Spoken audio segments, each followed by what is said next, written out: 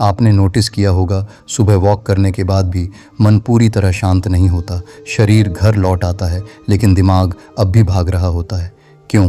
क्योंकि आज मनुष्य चलता कम है, सोचता ज़्यादा है। पैर आगे बढ़ रहे होते हैं लेकिन चेतना कहीं और भटक रही होती है।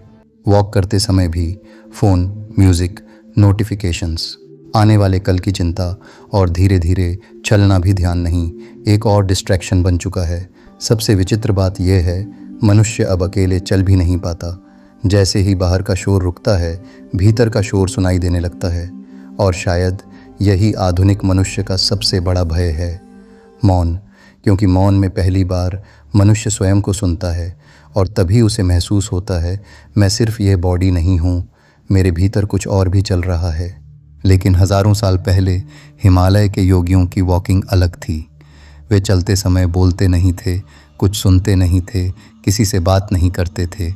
वे केवल मौन में चलते थे क्योंकि वे जानते थे जब तक बाहर शोर है तब तक भीतर की आवाज़ सुनाई नहीं देगी। आज साइंस भी यही कहती है। लगातार नॉइज़ और इन्फॉर्मेशन में रहने वाला ब्रेन धीरे धीरे ओवरलोड होने लगता है। मस्तिष्क हर समय अलर्ट मोड में रहता है, इसीलिए बिना कारण थकान होती है, छोटी बातों में इरिटेशन होने लगता है, फोकस टूटता रहता है और रात में भी मन शांत नहीं होता। आज न्यूरोसाइंस इसे ओवर स्टिमुलेशन कहती है। जब ब्रेन को हर समय नई इन्फॉर्मेशन मिलती रहती है तो उसका अटेंशन सिस्टम थकने लगता है और धीरे धीरे मनुष्य सिंपल साइलेंस भी सहन नहीं कर पाता। इसीलिए आज अकेले चलते समय भी लोग तुरंत फ़ोन निकाल लेते हैं, क्योंकि जैसे ही बाहर का शोर रुकता है, भीतर का शोर सुनाई देने लगता है और वही शोर मनुष्य को सबसे ज़्यादा डराता है। लेकिन हज़ारों साल पहले नाथ योगियों ने इस समस्या को पहले ही समझ लिया था। उन्होंने पाया कि जितना अधिक मनुष्य शोर में रहेगा, उतनी ही उसकी चेतना बिखरती जाएगी। और तभी जन्म हुआ साइलेंट वॉकिंग योगा का। मौन चलते ध्यान यह एक्सरसाइज नहीं थी, यह माइंड क्लेंजिंग था, यह चलते चलते ध्यान में उतरने की विधि थी। इसीलिए योगी जंगलों में घंटों मौन चलते थे। ना कोई मंत्र, ना कोई म्यूज़िक, ना कोई जल्दी, सिर्फ कदम, सिर्फ श्वास, सिर्फ जागरूकता। क्योंकि वे जानते थे चलते समय मन सबसे ज़्यादा भटकता है और यदि चलते चलते मन को वापस लाना सीख लिया जाए तो वही वॉक ध्यान बन जाती है। ध्यान से समझिए, साइलेंट वॉकिंग योगा में फोकस धीरे चलने पर नहीं था, फोकस था चलते समय मन को बार बार वर्तमान में वापस लाने पर। यही इसकी वास्तविक तकनीक थी। कदम चल रहे हैं लेकिन मन भविष्य में नहीं भाग रहा। श्वास चल रही है लेकिन ध्यान फ़ोन, मेमोरी, फियर प्लानिंग में नहीं खो रहा। और जैसे ही मन भटके, योगी उसे पकड़ते नहीं थे, वे बस उसे वापस ले आते थे, कदमों पर, श्वास पर, मौन पर, बार बार। यही चलते चलते ध्यान था। आज न्यूरोसाइंस भी यही कहती है, जब मनुष्य बार बार अपने अटेंशन को वर्तमान क्षण में वापस लाता है तो ब्रेन की अटेंशन सर्किटरी मजबूत होने लगती है। धीरे धीरे फोकस इम्प्रूव होने लगता है, ओवर थिंकिंग कम होने लगता है, इमोशनल कंट्रोल बेहतर होने लगता है और एंग्जाइटी घटने लगती है। यानी मन को वापस लाने की यह छोटी क्रिया वास्तव में मस्तिष्क को बदल सकती है। लेकिन योगियों ने इसे हज़ारों वर्ष पहले दूसरे शब्दों में कहा था। वे कहते थे, जहाँ मन लौट आता है वहीं प्राण इकट्ठा होने लगता है। इसीलिए साइलेंट वॉकिंग योगा में चलना केवल शरीर का मूवमेंट नहीं था, वह प्राण को वापस बुलाने की साधना थी। पहले कुछ मिनट मन भागता रहता था, भविष्य में, भय में, पुरानी बातों में। लेकिन योगी रुकते नहीं थे, वे मौन में चलते रहते थे और हर बार मन को वापस ले आते थे, फिर कदमों पर, फिर श्वास पर, फिर इस क्षण पर। और धीरे धीरे कुछ बदलने लगता था। विचारों की पकड़ कमज़ोर होने लगती थी, श्वास गहरी होने लगती थी और पहली बार चलते समय भी भीतर शांति महसूस होने लगती थी। यही कारण है कि कुछ सिद्ध घंटों जंगलों में मौन चल सकते थे बिना थके, क्योंकि उनका मस्तिष्क अब लगातार एनर्जी वेस्ट नहीं कर रहा था, वह वर्तमान में स्थिर होने लगा था। अब यहाँ साइलेंट वॉकिंग योगा का सबसे रहस्यमय भाग शुरू होता है। एक समय के बाद मनुष्य महसूस करने लगता है कि उसका मन पहले जितना शोर नहीं कर रहा। ध्यान से समझिए, शुरुआत में चलते समय हज़ारों विचार आते हैं, लेकिन जब मनुष्य हर बार अपने ध्यान को वापस कदमों पर लाता है तो धीरे धीरे विचारों के बीच छोटे छोटे मौन बनने लगते हैं और यही मौन मस्तिष्क को बदलना शुरू करता है। आज साइंस भी ये मानती है कि साइलेंस और माइंडफुल अवेयरनेस ब्रेन की स्ट्रेस एक्टिविटी को कम कर सकती है। रिसर्च दिखाती है कि कुछ समय कॉन्शियस साइलेंट वॉकिंग करने से कॉर्टिसोल कम होने लगता है, हार्ट रेट बैलेंस होने लगता है और नर्वस सिस्टम सेफ्टी महसूस करने लगता है, यानी शरीर पहली बार सर्वाइवल मोड से बाहर आने लगता है। इसीलिए नेचर में मौन वॉक करने के बाद मन अचानक हल्का महसूस करता है, क्योंकि उस समय आप केवल चल नहीं रहे होते, आपका नर्वस सिस्टम हील हो रहा होता है। लेकिन योगियों ने इसे और गहराई से देखा था। वे कहते थे, जहाँ भीतर मौन जन्म लेता है वहीं चेतना जागना शुरू करती है। इसीलिए साइलेंट वॉकिंग योगा केवल रिलैक्सेशन नहीं था, यह जागरूकता की साधना थी। चलते चलते योगी अपने विचारों को देखना सीखते थे, फिर भावनाओं को, फिर भय को, और धीरे धीरे उन्हें महसूस होने लगता था कि इन सब के पीछे एक शांत साक्षी मौजूद है जो केवल देख रहा है। यही कारण है कि सिद्धों की आंखों में इतनी स्थिरता होती थी, क्योंकि उनका ध्यान बाहर कम भीतर ज़्यादा होता था। अब मेरे साथ एक दृश्य की कल्पना कीजिए। सुबह का जंगल, हवा स्थिर है, एक योगी मौन में चल रहा है। ना कोई जल्दी, ना कोई डिस्ट्रैक्शन, ना कोई भीतर का संघर्ष।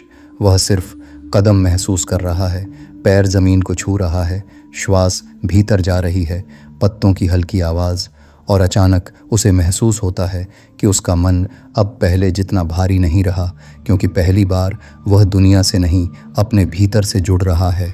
और शायद यही वह चीज़ है जिसे आधुनिक इंसान सबसे ज़्यादा खो चुका है। भीतर लौटने की क्षमता आज मनुष्य हर समय बाहर देखता है। Screen, people taught opinions, noise, लेकिन कभी अपने भीतर नहीं देखता।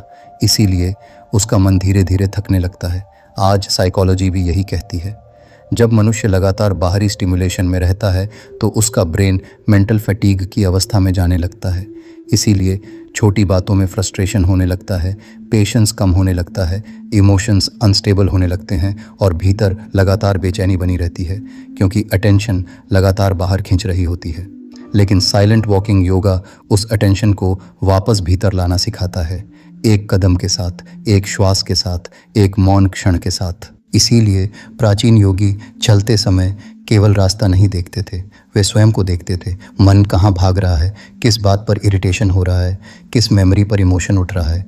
और धीरे धीरे उन्हें समझ आने लगता था कि मन को फोर्स से शांत नहीं किया जा सकता, उसे केवल देखा जा सकता है। यही कारण है कि साइलेंट वॉकिंग योगा में कोई कठोर कंट्रोल नहीं था, सिर्फ अवेयरनेस थी। मन भटकेगा, फिर वापस लाओ, फिर भटकेगा, फिर वापस लाओ, और यही छोटी सी प्रक्रिया धीरे धीरे मस्तिष्क को बदलने लगती थी।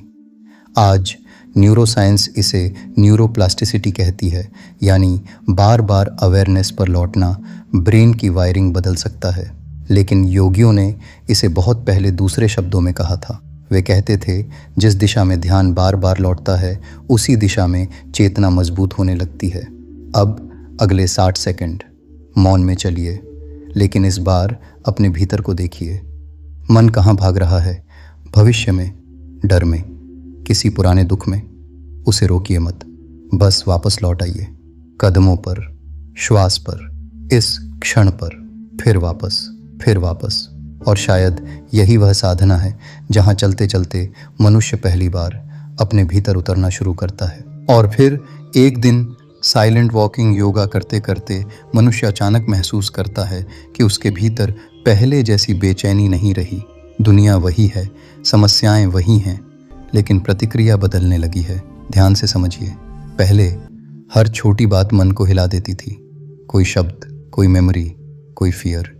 लेकिन अब मन तुरंत टूटता नहीं। क्यों? क्योंकि धीरे धीरे उसके भीतर एक गैप बनना शुरू हो चुका है, विचार और प्रतिक्रिया के बीच का गैप। और यही गैप आंतरिक शांति का जन्म स्थान है। आज न्यूरोसाइंस भी यही कहती है, जब मनुष्य नियमित माइंडफुल अवेयरनेस प्रैक्टिस करता है तो ब्रेन का अमिगडाला धीरे धीरे काम होने लगता है। यही वह भाग है जो फियर और इमोशनल रिएक्शन से जुड़ा है। इसीलिए साइलेंट वॉकिंग जैसी प्रैक्टिसेस स्ट्रेस रिस्पॉन्स को कम कर सकती हैं। लेकिन योगियों ने इसे दूसरे शब्दों में कहा था। वे कहते थे, जहाँ प्रतिक्रिया धीमी हो जाती है वहीं चेतना जागना शुरू करती है। इसीलिए सिद्ध योगी चलते समय केवल बाहर नहीं देखते थे, वे भीतर की हर रिएक्शन को देखते थे। किस बात पर मन भटका, किस बात पर इरिटेशन हुआ, किस बात पर फियर उठा, और धीरे धीरे देखते देखते उनका मन शांत होने लगता था। यही कारण है कि मौन चलते योग को चलती हुई ध्यान साधना कहा गया, क्योंकि इसमें ध्यान आंखें बंद करके नहीं, चलते हुए जागता था। अब मेरे साथ एक दृश्य की कल्पना कीजिए। सुबह की ठंडी हवा, जंगल पूरी तरह शांत, एक योगी मौन में चल रहा है। अचानक एक तेज आवाज़ होती है, लेकिन उसका मन नहीं टूटता, क्योंकि भीतर पहले से स्थिरता मौजूद है। यही साइलेंट वॉकिंग योगा की वास्तविक शक्ति थी। बाहर की दुनिया को बदलना नहीं, भीतर की प्रतिक्रिया को बदलना। और शायद इसीलिए प्राचीन ऋषि जंगलों में चलते थे। वे प्रकृति देखने नहीं जाते थे, वे अपने भीतर की अशांति को डिसॉल्व करने जाते थे, कदमों के साथ, श्वास के साथ, मौन के साथ। और धीरे धीरे चलते चलते उनका मन पहली बार शांत होना सीखता था। लेकिन साइलेंट वॉकिंग योगा का अंतिम रहस्य शांति नहीं था, जागरूकता था। ध्यान से समझिए, जब मनुष्य लंबे समय तक मौन में चलता है तो एक क्षण ऐसा आता है जब उसे महसूस होने लगता है कि वह केवल विचार नहीं है। विचार आ रहे हैं, जा रहे हैं, भावनाएं बदल रही हैं, लेकिन भीतर कुछ है जो लगातार देख रहा है। यही साक्षी है, और यही वह अवस्था थी जहां से प्राचीन योग की वास्तविक यात्रा शुरू होती थी। उपनिषद कहते हैं, दृष्टा अलग है और विचार अलग, लेकिन आधुनिक मनुष्य पूरी जिंदगी दोनों को एक समझकर जीता है। उसे लगता है मैं ही मेरे थॉट्स हूँ। इसीलिए जैसे ही विचार बदलते हैं उसकी पूरी शांति टूट जाती है। लेकिन साइलेंट वॉकिंग योगा में चलते चलते मनुष्य पहली बार यह देखना शुरू करता है कि विचार बादलों की तरह आते जाते हैं और उनके पीछे एक मौन आकाश हमेशा मौजूद रहता है, स्थिर, शांत, अपरिवर्तित। आज मॉडर्न साइकोलॉजी भी यही कहती है, जब मनुष्य अवेयरनेस से अपने थॉट्स को ऑब्जर्व करना सीखता है तो उसकी इमोशनल सफरिंग कम होने लगती है, क्योंकि अब वह हर थॉट के साथ बह नहीं रहा, वह उसे देख पा रहा है। लेकिन योगियों ने इसे हजारों साल पहले ही समझ लिया था। वे कहते थे, जिस दिन मनुष्य देखने लगता है उसी दिन वह मुक्त होना शुरू करता है। इसीलिए साइलेंट वॉकिंग योगा सिर्फ स्ट्रेस रिलीफ नहीं था, यह चेतना को जगाने की साधना थी। चलते चलते योगी अपने भीतर उतरते जाते थे। पहले कदम दिखाई देते थे, फिर श्वास, फिर विचार, और अंत में वह मौन जो हमेशा से भीतर मौजूद था। अब अंतिम 60 सेकंड मौन में चलिए, कोई जल्दी नहीं, बस अवेयरनेस के साथ चलिए। पैर जमीन को छू रहा है, श्वास भीतर जा रही है, मन भटक रहा है, फिर वापस आइए, फिर कदमों पर, फिर इस क्षण पर। अब महसूस कीजिए, आप केवल चल नहीं रहे, आप स्वयं को देखना शुरू कर रहे हैं। और शायद यही कारण है कि सिद्धों ने मौन को कमज़ोरी नहीं, शक्ति कहा। यदि आज इस चलते मौन ने आपको एक पल के लिए भी भीतर छुआ हो तो कमेंट में केवल एक शब्द लिखिए, साक्षी, क्योंकि शायद यही वह क्षण है जहां साधारण वॉकिंग ध्यान बन जाती है।